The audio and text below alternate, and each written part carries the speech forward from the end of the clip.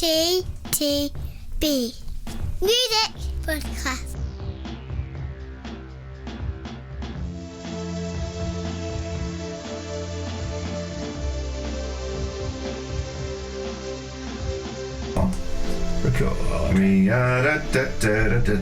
We're all very bit depressed. I thought you best start singing Baby Shark then. Baby Shark. Baby Shark. Actually, let's just stop, otherwise we'll get. Yeah, we'll get done. It's probably. That was less than 25 seconds. You can't have us for that. Baby Shark Man. Hello again. And hello again to our potential new listeners who we've just tried to persuade to listen at the pub. Yes, I think we succeeded with maybe one of them. Yeah. Possibly. Yeah. Probably not. So that means perhaps try harder in this one to make sure that people don't listen to. Don't listen to it ever again. And my goodness, we picked a doozy. When you say that, Pete, you know, it is an all-female. Musical cast, except for there are two token blokes in mint green, but apart from that, it is it's all female. But they don't do any singing, so it's all female on the vocal front. Fantastic. Also, thanks to all the artists for making traditional albums. Yeah. By which I mean 45 minutes or shorter. Yeah. We love you.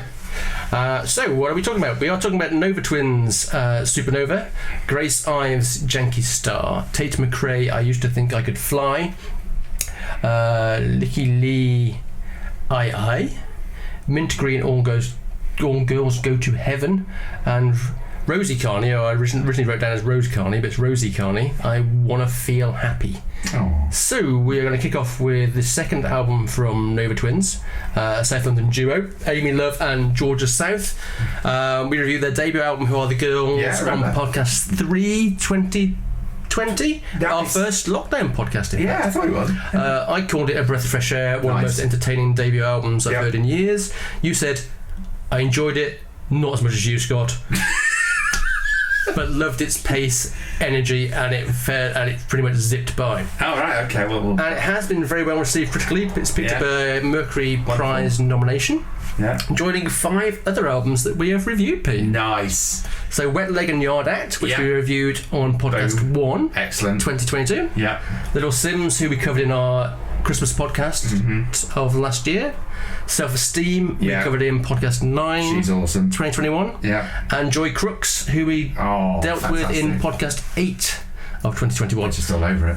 Who would be my choice to the winner, but probably not. But probably not. Yeah. But exactly. So I agree with that. Supernova from Nova Twins. My last review was pretty on the nose, wasn't it? And I know this is really good, actually. So having had a preamble about this podcast, which went along the lines of I don't like any of it, I'm now going to do the actual podcast for the listener, and I'm actually going to. And this won't be the first time you've done this, also. No, obviously it won't, and I'll just end up sounding super positive about all these albums. But no, I mean it on this first one. A mix of industrial beats, thrash vocals, rap, hip hop. Nova Twins are back, another loud album, and I've written it here, which moves along at pace. It does. It's almost like I knew what I'd said before, but I didn't, but I did. And it has very occasional pop sensibilities. I enjoyed this one. I particularly liked Power/Antagonist, Cleopatra, Toolbox. The opening of Toolbox reminded me of Prince. Yes. Weird kind of way. No, I can see that. Can you see that? Yeah. It reminded me of Prince. And Choose Your Fighter. Yeah, they were my favourites off the album. No, this is a really good. Again, I still think it's fresh. I still think they're really good. I'm still hoping for big things. Yeah, it's a high energy rock album. It is high energy rock album. That's great. Which, as you say, draws on influences from many genres to give the band a very rock 2020 sound. Yeah. As with the first album, it comes out, kind of slaps you in the face, slaps you about for literally for 30 minutes, and then leaves you to recover, really. So, as you say, it kind of like starts off full kind of. Yeah. But it's not. That's not what it's just about. There's a lot more going on. As you say, Cleopatra. sleep paralysis, which interestingly there's another lyric later on in the podcast that talks about sleep paralysis on the Rosie Carney album. Toolbox, you mentioned the chorus of Toolbox for me was pure kind of like late 70s Scorpions. It sounds, it's mine very much of a song by the Scorpions called Steam Rock Fever. That was great. I still love the whole attitude of the band. I mean, when the first album came out, they literally wrote to the Mobos and kind of went, hello, where's our category? It's like, nice. You've got a thing that's music of black origin. Yeah. Hello, yes. rock and roll started with black people. Where's our category? To which the Mobos kind of went, we've thought about doing that occasionally, but we haven't quite got there yet. Guess what? 2 years on, they still haven't got quite there yet. No way. Which is a shame. That's a shame. But Mercury Prize has clearly said, don't care about that, and not met them anyway. What I will say is I still prefer the first album. So I enjoy this album, but the first album for me worked better as a complete piece of music for me. I'm inclined to agree with you on that, because obviously vaguely remember listening to the first album. It was March 2020. There was a lot going on. Apparently so. No, I seem to remember thinking the first time around this was grabbed me more. But this is good.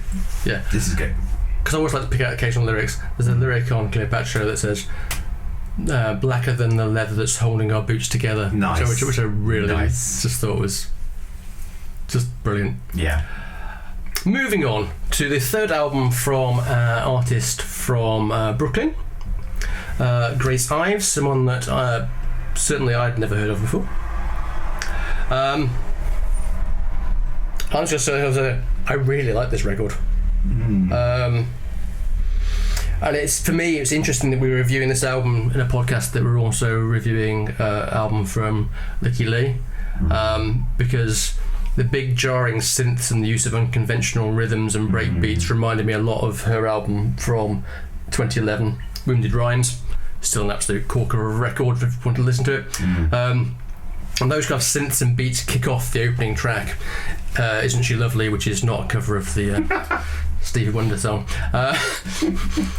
I'm bizarrely, I'm not overly keen on the opening track, although I haven't noted that one down. I almost actually prefer the beats in it to the actual melody in the song. Yeah. But then that ends, and a big fat kind of like 505 bass, the most rap hats would kill for, jumps in and provides the background for the excellent Loose, which then drops into the equally excellent Burn Bridges. Yeah.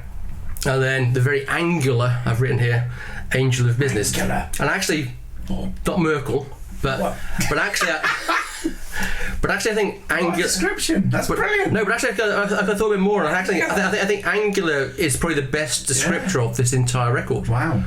The juxtaposition of the kind of music and the melodies on this record are very kind of like crossing. Yeah.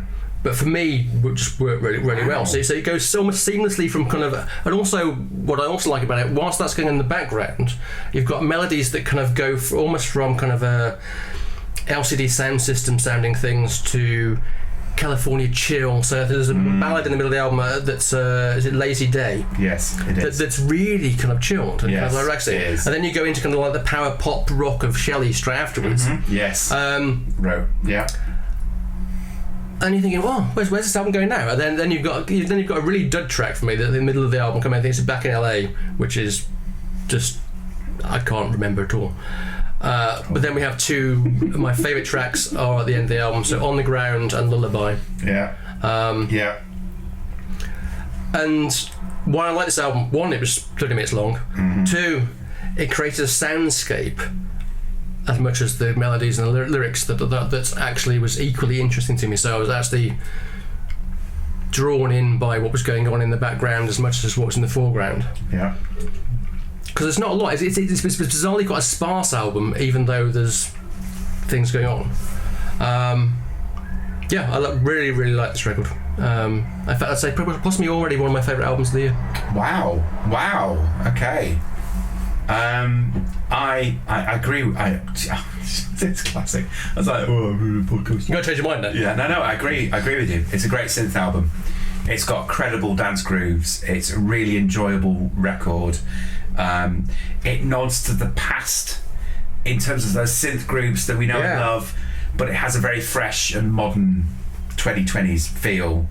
I have to say, like you, I didn't note down I actually have written here on my notes, curiously it starts slower, but it's the second half of the album that definitely feels more confident in itself and grounded in the production. And when I go down the list of tracks that I like, they're all in the second half. It's the tracks, some of which you've been. So Lazy Day, I love the use of the high-pitched synths. That was very Depeche Mode.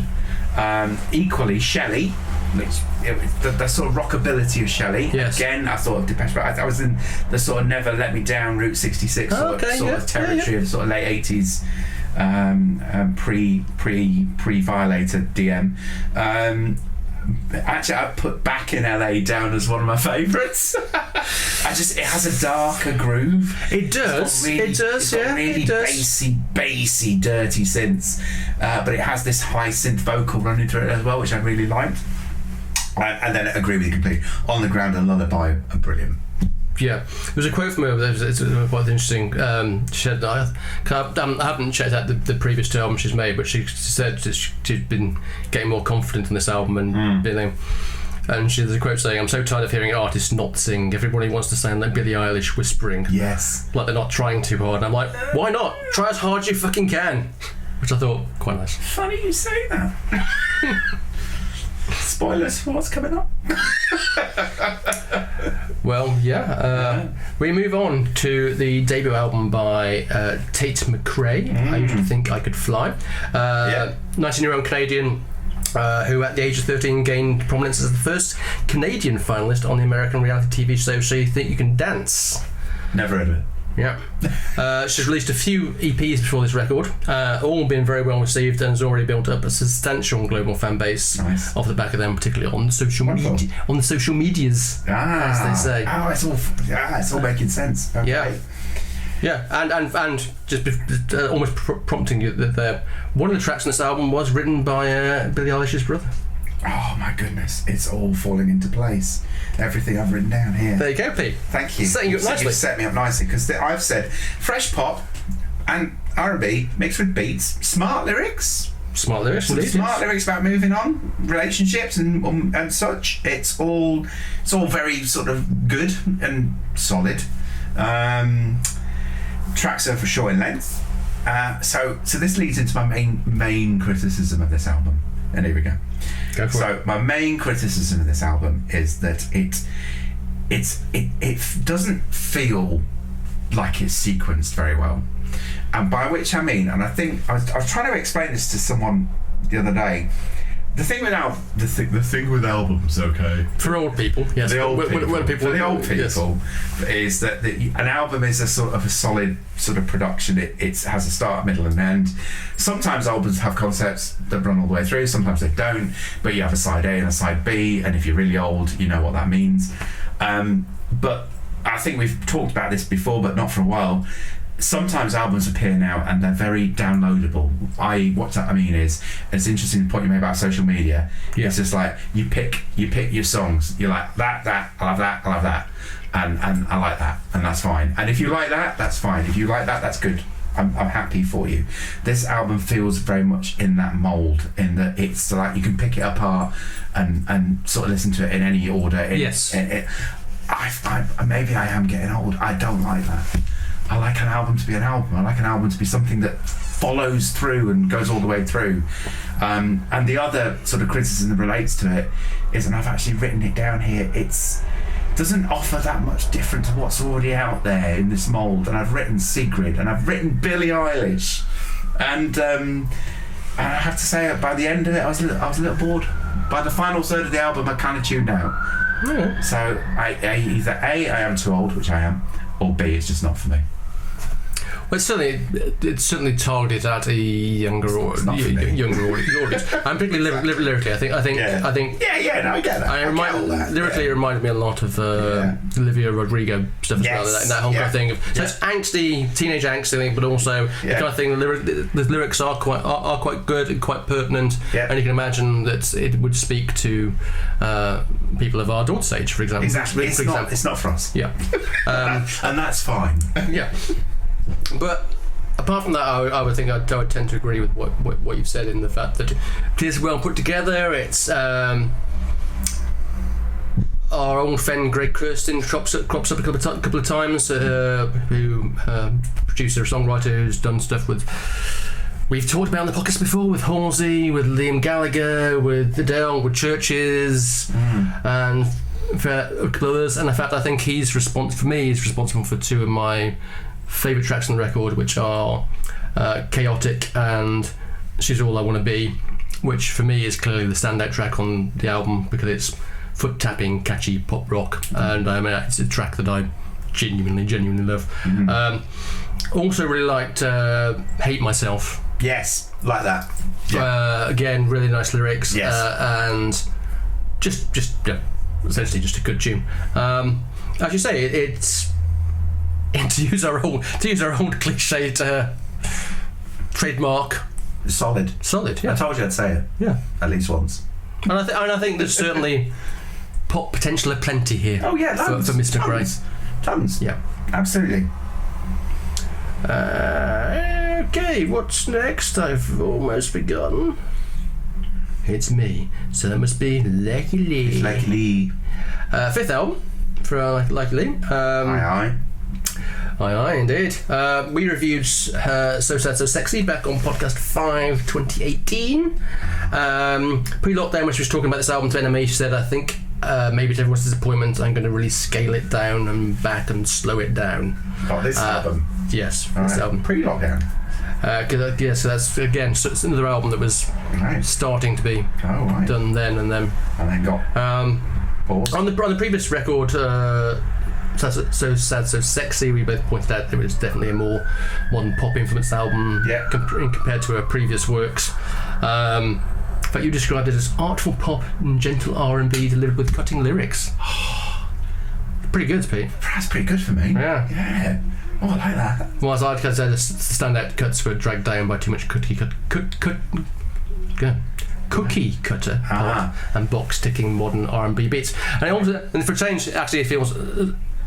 The comments about the last album don't really mean anything to this because the last album, well, I don't think it might be an album in between actually, but that album compared to the two albums that came before were very different.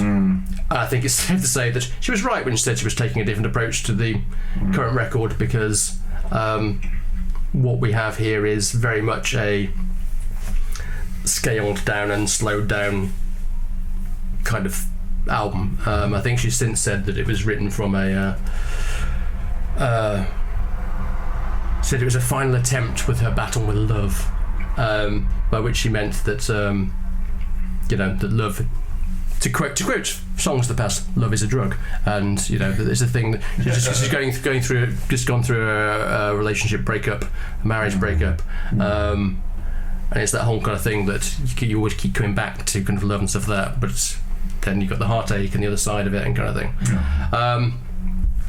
Again, very short record, only 8 tracks. I think it just about manages 30 minutes.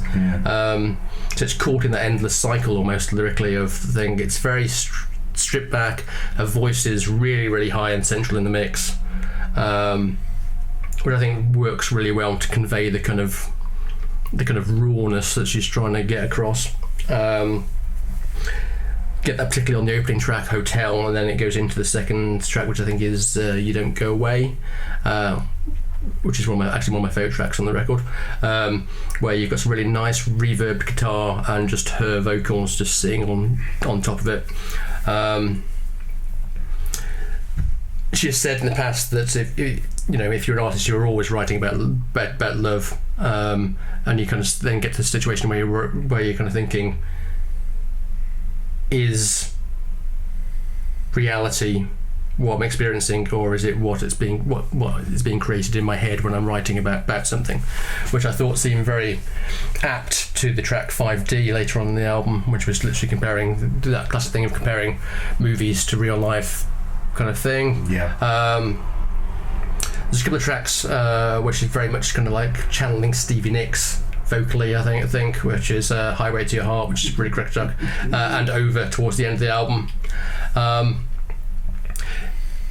She's just a really, really good artist, it has to be said. It's just, you know, whilst So Sad, So whatever it was, didn't really work for me particularly,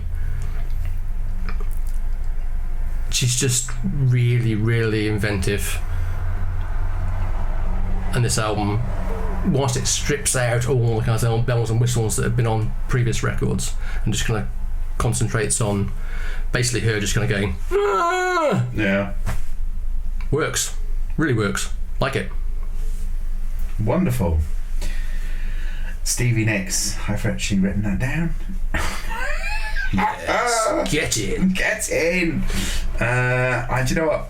I actually wrote it down for another album we've yet to review as well, but I scrubbed it out. Is it the next album, right? It might be. Yeah, it's beautiful. It's a beautiful album. It's mellow. It's beautiful. It doesn't have the R&B leanings that obviously the previous album had whatsoever. It's a very evocative, musically, soundscapey, and lyrically, it's an electronic masterpiece in terms of the sort of presentation and the style and all the way through. I loved all of it. I really liked. I'm going to pull out 3 tracks: Highway to Your Heart, beautiful song, Happy Hurts, and Carousel.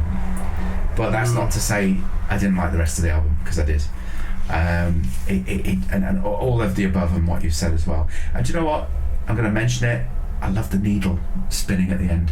Yeah. As well. And there's a few kind of background noises. Yeah. There's some cars going on. There's some other stuff going on in the background. It's in the second. Which is quite funny, because I said it is a very sparse record. So there's not a lot going on. No, there's not a lot going on. But then when you listen, exactly.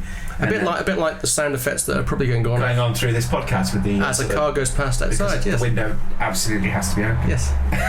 So we're providing this similar kind of experience to the listener. I tell you what, when we get for less money. So when we get to the end of this podcast, should we just leave like a minute of silence while we just get up and leave? I think we should do that. Not now, obviously. Sorry. No. That was then. So Mint Green, All Girls Go to Heaven, album number 1. Again, band from Massachusetts, Boston, Massachusetts. Started off as a pop punk band playing clubs and stuff, but have developed, I think it's fair to say, into more than that by the time they've come to recording this album. Still very indie though, I would say, and also our second female fronted band with people of colour. Yep. So what about that Stevie Nicks, eh? Opening track. But a great... Do you remember when I said before we started this podcast I was going to be really negative? Yeah. Have I been that negative yet? No, go on. I was going to say, a great guitar-driven album. Shades of the 90s throughout, obviously. Very much so, yeah, yes. The grunge, the Americana, it's all there, with the very occasional 70s vibes. And I've scrubbed out Stevie Nicks, but yeah. I was reaching for that. No, this album surprised me, because the more I listened to it, the more I enjoyed it. I particularly like What I'm Feeling. The tracks Trying and Golden.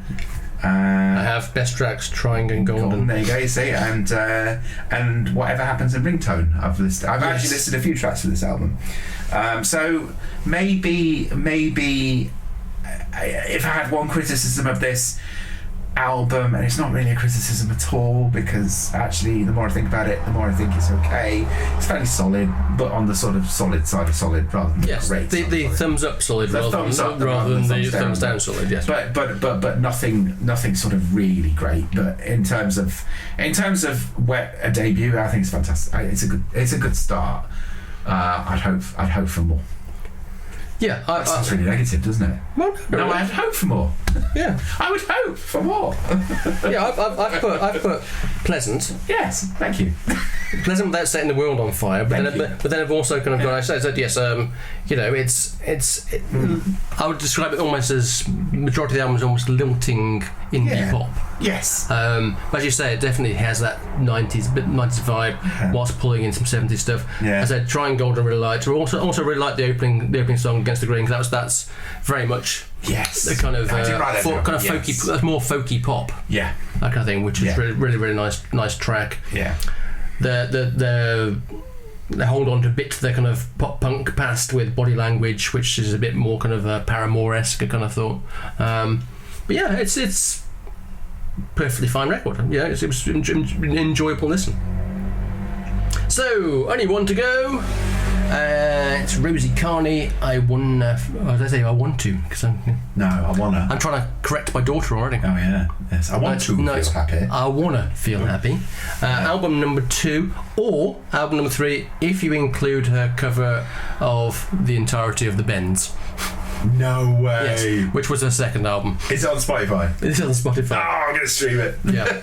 As you can imagine, if you listen to this album, obviously you have listened to this album. Yeah. Yes. So imagine that makes sense. Imagine a very stripped back, kind of ethereal indie, the kind of acousticy type of version of the Bends, and you've pretty much got it. So Carney, again, wasn't aware of before.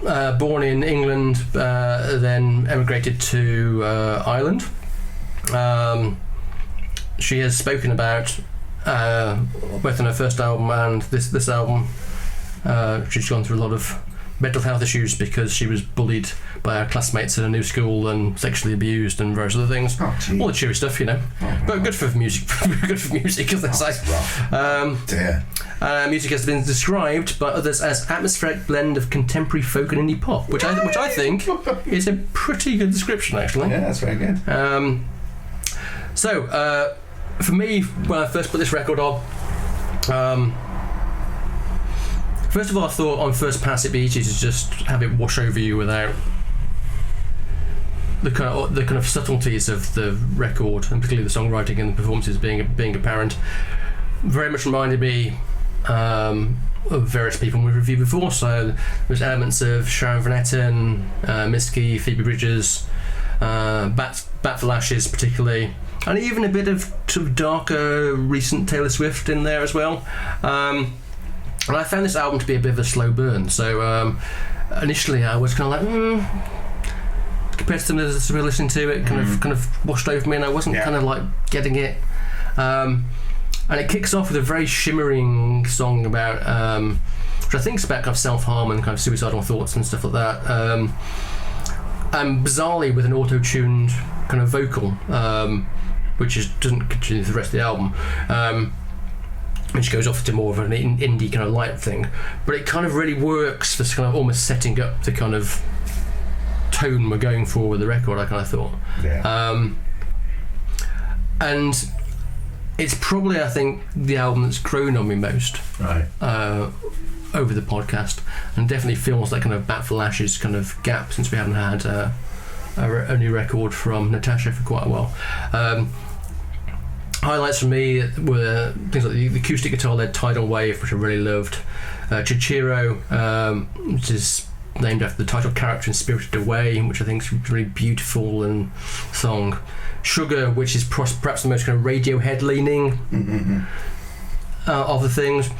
Time Waits for No Waiting Room, which is by far the best song title of the podcast. Yes. It's just like...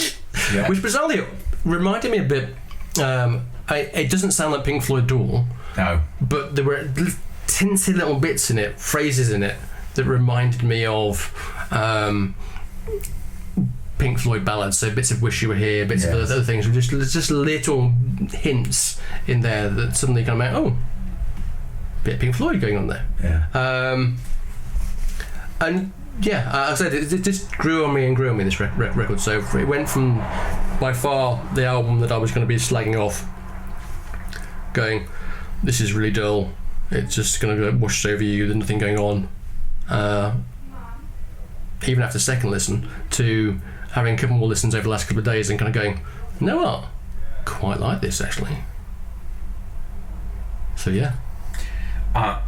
It's a... What was that quote? Atmospheric folk and something. Yeah, atmospheric indie pop. Yeah, that's whatever it is. Yeah. It's a more mellow guitar sound with electric soundscapes. That's what I wrote. As exemplified by the track Ceiling. But plenty of atmosphere throughout. I love the shoegaziness of it as well. You don't get enough. We talk about indie, but we don't talk about shoegazy these days. We don't. So it's, Send Me Home in particular, very shoegazy. And you've listed all the best tracks. I'd also throw in Break the Ground and Dad. Dad's good. Well. I like Dad. Dad is good. But no, it's a really satisfying album. This, the more you listen to it, that's it. Yeah. So remember when I said I was going to slag off 70% of the podcast? That's what happens. I give you a few drinks before, I say. Yes. I loosen up. Yes. Because I also there's a lyric in this album on I Hate Sundays, which is yes. Embarrassing to admit that I'm afraid of hurting myself again, which I thought I quite liked as a lyric, if not the sentiment, obviously. Yes. But yeah, it's very long. It's beautiful. So, given the 70% hatred of this podcast, Pete, which is your favourite album? Ooh. So I've got to the point where I've actually gone full circle. I'm struggling for a favourite. Look, as always with these things, about 3 of these are going to make it onto my final list, I think, for the year. But it's got to be Lykke. I know for Grace Ives with Lykke is a very close second, I think. I'd agree with that. Yeah. So, Victoria, Katie, anybody else that's joining the listening crew, welcome. Now you've listened to this one, you don't have to listen again. It's great. Yeah. Thank you very much. You're welcome. Thank you for inspiring me to be nice and fade out quietly. This is the minute of silence now, isn't it? Yeah, we just listen to the cars going down the road now for a bit.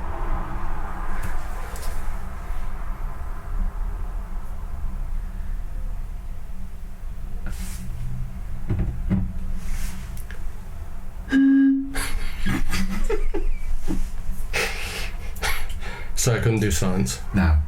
It's just like, it's just like, edgy. yeah. All right. See you next time. Next time. Bye. Bye.